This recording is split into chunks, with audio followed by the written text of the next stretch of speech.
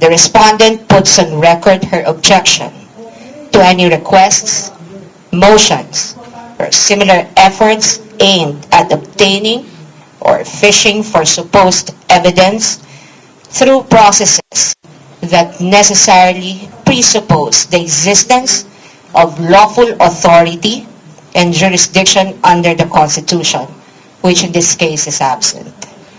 As timely stated in the appearance of consolidated answer both made ad cautelam, the respondent does not waive any jurisdictional or other objections she has to these proceedings, nor her right to seek the appropriate legal remedies.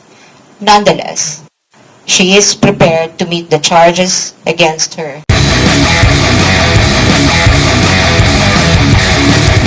Kahapon po, as you all know, nagpadala po kami ng sulat sa Committee on Justice, as counsels for the Vice President. At doon sa sulat na yun, inilahad natin yung aming fundamental objections dito sa mga proceedings na isinasagawa ng Committee on Justice. Siguro to give you more context, hindi po ako nagbigay, and you know that, hindi po ako nagbigay ng kopya ng sulat sa kahit anong media outfit out of due respect for the Committee on Justice. But since we noticed na I think some copies are already circulating online, we'd like also to give you proper context doon sa sulat na yon.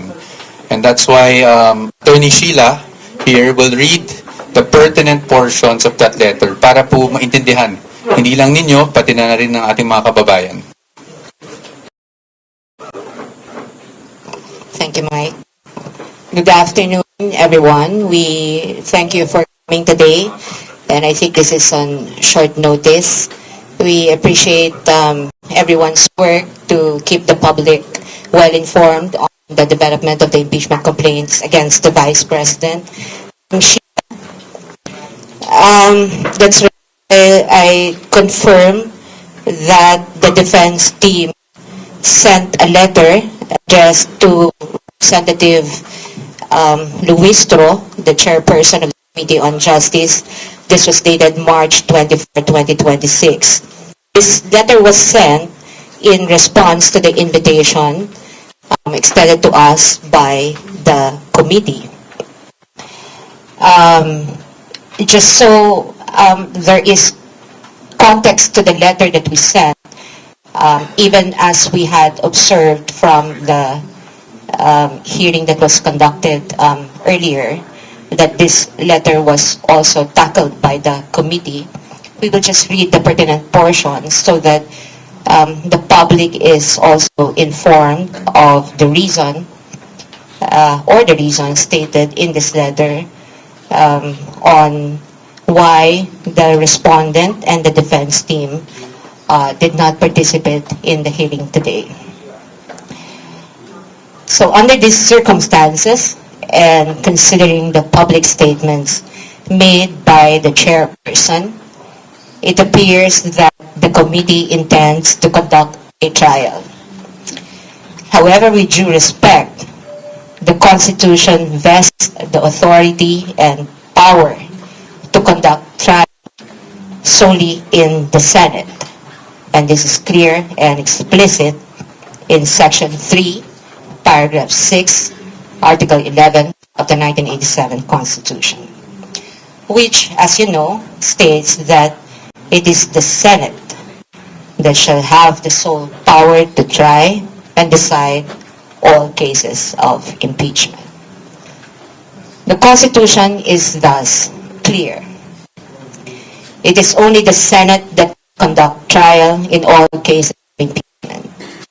And while Section 3, Paragraph 2, Article 11 allows the committee to conduct a hearing for the purpose of submitting its report to the House of Representatives within 16 session days from referral, the same does not give the committee any power or jurisdiction to conduct any form of trial, whether mini or full-blown, much less receive and try any evidence. That impeachment rules must be compliant with the Constitution is made clear in Francisco versus House of Representatives, wherein the Supreme Court declared Section 16 and 17 of Rule 5 of the Rules of Impeachment Proceedings adopted by the 10-12 Congress unconstitutional. And in doing so, the Supreme Court aptly reminded it is basic that all rules must not contravene the Constitution, which is the fundamental law. In light of these, while the invitation for the respondent and counsel to participate in the committee's mini-trial is well noted, we cannot, however, do so at this point on the ground that the committee and/or the House of Representatives, as well as any of its members, lack jurisdiction to conduct any form of trial or exercise any of its incidents. Absent such jurisdiction, any attempt to proceed in the nature of any form of trial or to invoke powers ancillary to it is unconstitutional. Consequently, the respondent puts on record her objection to any requests, motions, or similar efforts aimed at obtaining or fishing for supposed evidence through processes that necessarily presuppose the existence of lawful authority and jurisdiction under the Constitution, which in this case is absent. As timely stated in the appearance of consolidated answer both made ad cautelam, the respondent does not waive any jurisdictional or other objections she has to these proceedings, nor her right to seek the appropriate legal remedies. Nonetheless, she is prepared to meet the charges against her before the proper jurisdiction. Thank you. We will now just open the floor to questions para hindi tayo maubusan ng oras.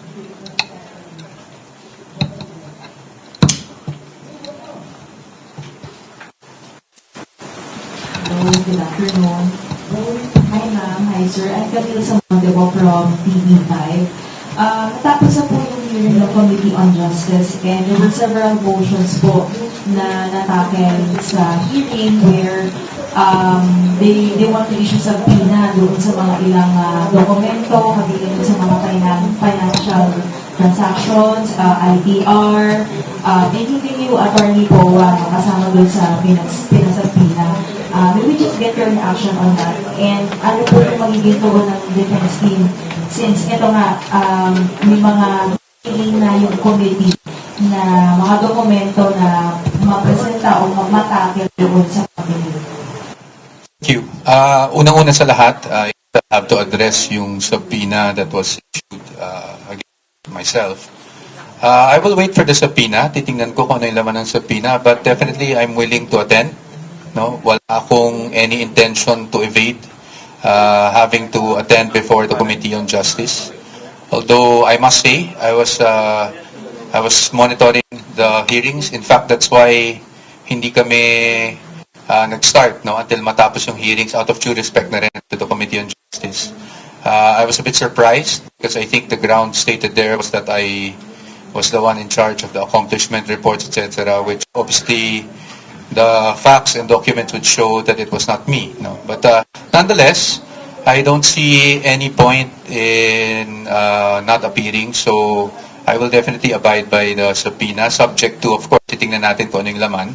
Pagdating naman doon sa ibang subpoena that will be issued for the documents, I think it is our job as counsels to look first at kung ano yung scope ng subpoena and see kung naayon ba sa batas yung pag-issue ng subpoena. Attorney Sheila, is there anything you wanted to add pa? Go ahead. In addition to what Mike had said, I think the portions of the letter that I had read earlier would answer that question. So right now, what is clear is that we have questions on the jurisdiction of the committee to conduct any form of trial. And if you had noticed also from the letter, we had stated that it's not only the conduct of the trial, but also the exercise of any and all ancillary incidents to it, which includes, of course, the issuance of any compulsory process. I cannot tell you yet how the defense would meet the orders given today at the committee hearings, or how we would specifically respond to those. But we are making clear that we are questioning the jurisdiction of the committee to conduct this form of trial, whether it is something that they may have, or some members of the committee may have referred to as a mini trial or as a form of hearing. We have a fundamental question on the jurisdiction, and that fact has been made clear in the letter that we had sent to the chairperson of the committee. If you have taken note of the past statements by members of the committee, and this is not even something that we said or stated, the term mini trial did not come from the defense. The term mini trial came from members of the committee. And in fact, you only have to look probably in the internet or search them yourselves to know that there have been statements to this effect that what the committee will do is sort of a mini trial. And so our response to that is, given that the Constitution only vests the power and authority to conduct trial in the Senate, then the House of Representatives or any of its committees cannot do that.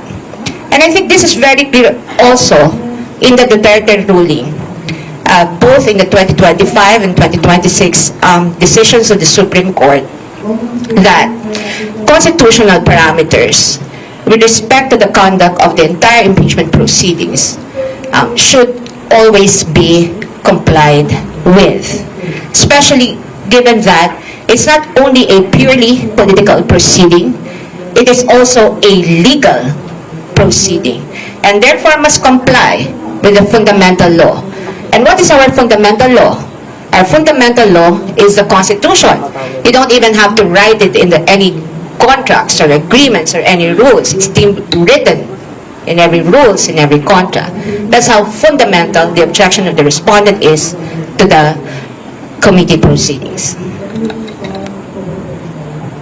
Good afternoon, attorneys. Joseph Pedran po from Manila Politico. In asserting the unconstitutionality of the House jurisdiction over the impeachment complaint, what are we trying to achieve here po ba? Are we trying to stop the House hearing? Or have we made any legal move na ipahinto to? Or it's just a mere position ng defense team? Well, for now, that's really the position of the defense team na unconstitutional yung nangyaring proceedings, di ba? Ngayon, ang tinitingnan natin, ang sinasabi talaga natin dito, just to simplify things, sa Constitution, very clear naman yung nakasulat. No? Number one, ang initiation ng impeachment proceedings that belongs to the House. That's an exclusive power of the House. We're not contesting that. No? But, pagdating sa trial, that power exclusively belongs to the Senate. Napaka-clear niyan. Kaya ang sinasabi lang namin dito is hindi naman pwede, dito sa pag-initiate pa lang ng proceedings, nagkakaroon na ng tinatawag ka namin na mini-trial. At again, kaklaruhin ko lang, yung i-emphasize ko lang yung nasabi na ni Atty. Sheila, hindi po sa amin ang galing yung term na mini-trial. Yan po ay galing sa mga statements, no, ng either Committee on Justice or even other personalities. So hindi po sa amin ang galing yan. That's why we're contesting it. Ngayon, ano ba ang trabaho para sa amin ng Committee on Justice? At least sa aming pananaw, and again with all due respect, no, to the members of the committee and the committee itself. Ang trabaho po ay to determine, sabi nga nila, kung ito ay iaakyat na sa plenaryo at iaakyat na eventually sa Senado, hindi ba? So ang parati namin sinasabi, kahit sa previous interviews ko, ang gagawin lang naman is to evaluate the complaints and the evidence at hand. No? Kung ano yung mga naka-attach na ebidensya doon sa complaint.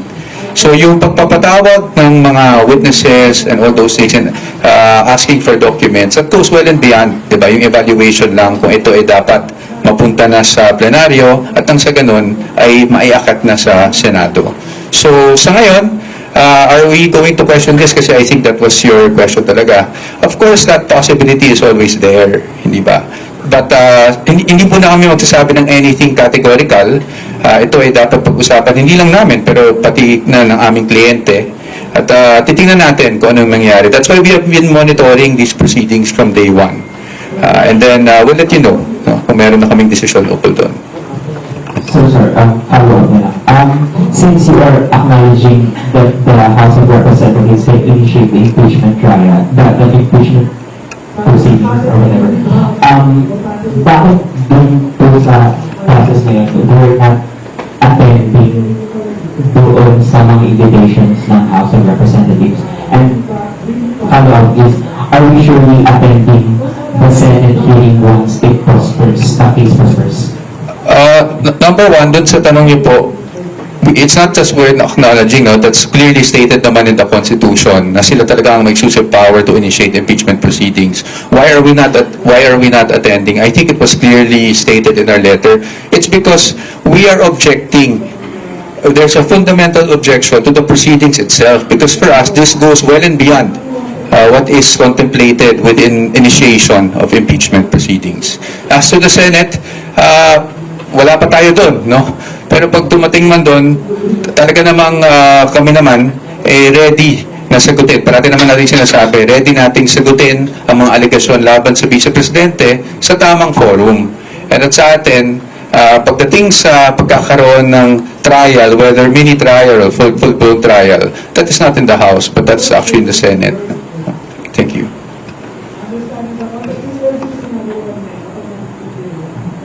Hello, sir.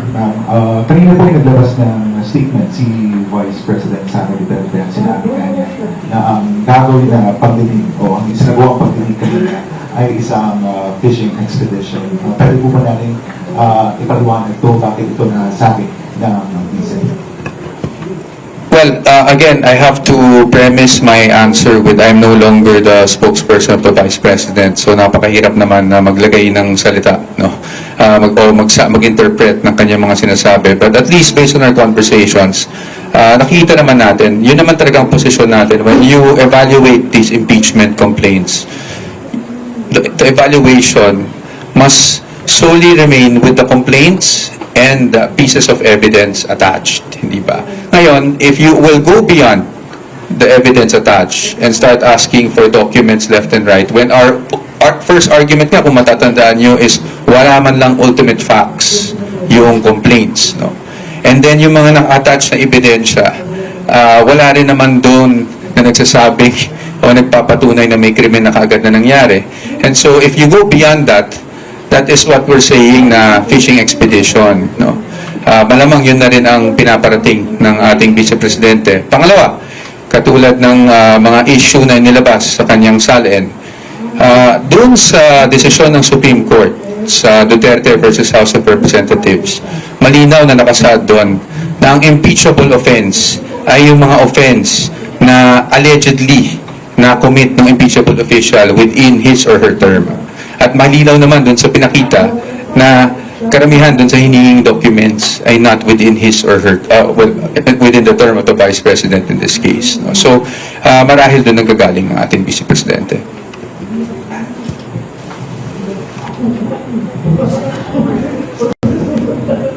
Good afternoon po, Red Mendoza from the Manila Times. I'd just like to note lang po yung mga subpoenas regarding kay doon sa subpoenas regarding Versace. Congressman Busutbigas said na it's a form of fishing expedition. That's why he objected to the motion raised by the panel. Pero sa tingin niyo po ba, pwede ba muna natin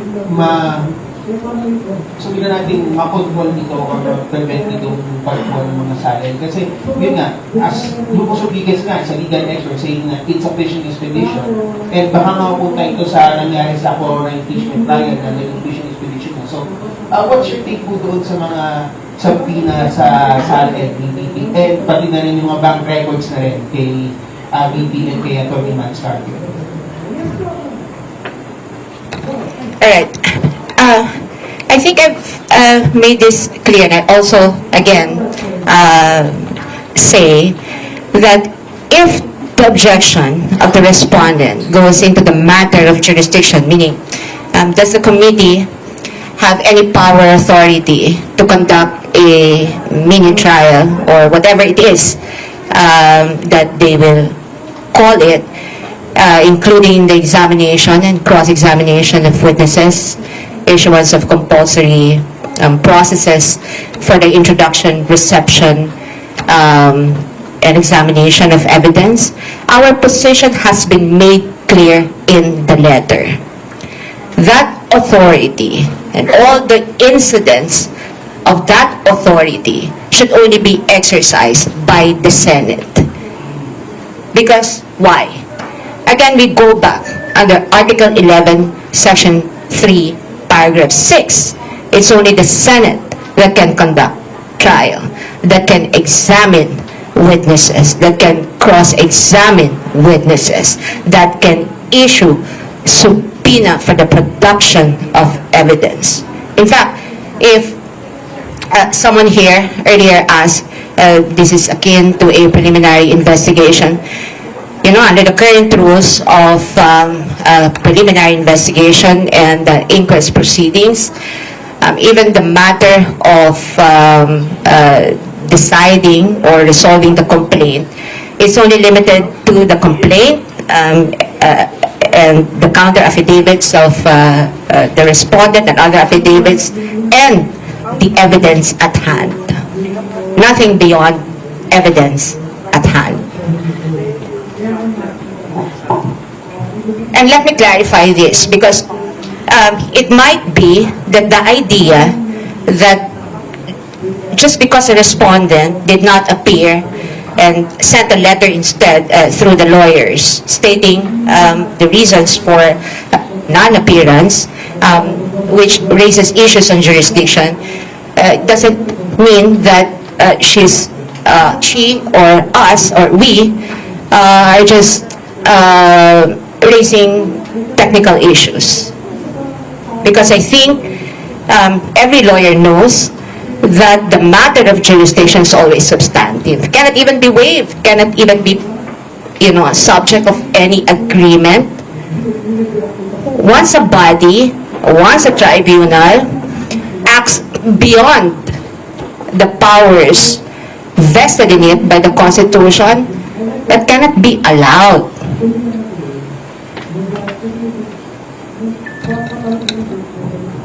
Last question na po from my end.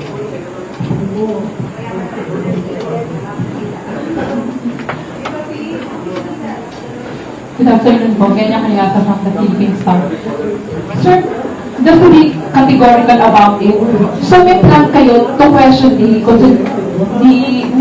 unconstitutional yung proceeding sa House. So kailan kayo mag-decide na mag-file na ng petition sa Supreme Court? And second po, ano po yung magiging action natin next? Meron pang tatlong hearings pa ang House Committee on Justice.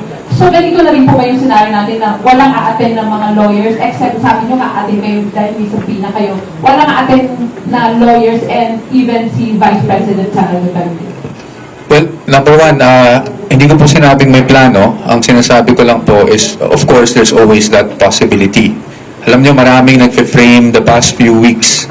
Sinasabi, aakyat yung mga yan sa Supreme Court. As if it's a wrong thing, no?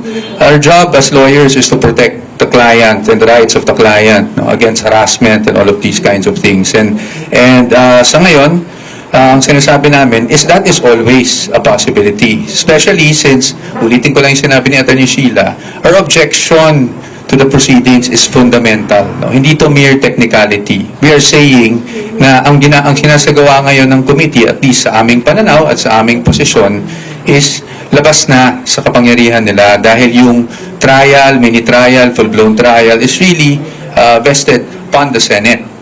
Ngayon, pagdating sa susunod na hearings, hindi muna kami magkokomento, ma'am, tungkol dyan. Dahil syempre, we are monitoring the developments as they come. And as lawyers, although of course, we are ready to anticipate anything and everything that comes, we are also not inclined to telegraph what we plan to do. Thank you. Good afternoon po, Analisa Intignan from IBC News. If ever the Senate conduct the hearing, can we expect your appearance as well the appearance of VP Sara po?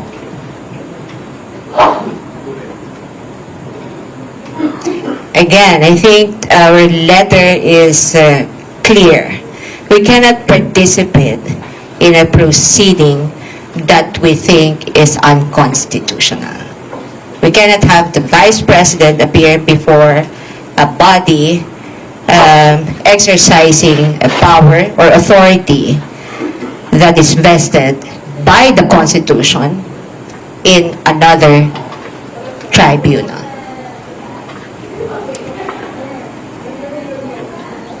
If you notice from the letter that we sent on March 24, 2026, the penultimate paragraph of that is pretty clear that considering that the requests, motions, or similar efforts aimed at obtaining evidence through processes that necessarily presuppose lawful authority, then, which in this case we believe is absent, then we cannot participate in the proceedings. This is not even something new. This is something that every lawyer questioning the jurisdiction of the court on behalf of his or her client.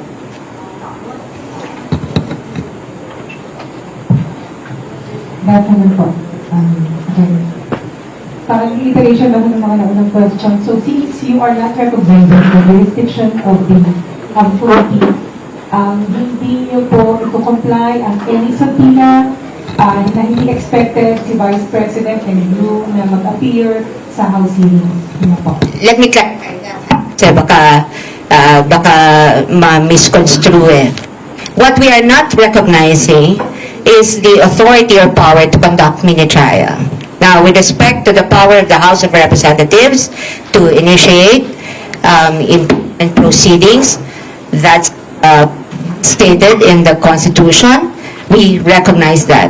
Again, what we do not recognize is the authority to conduct any form of trial.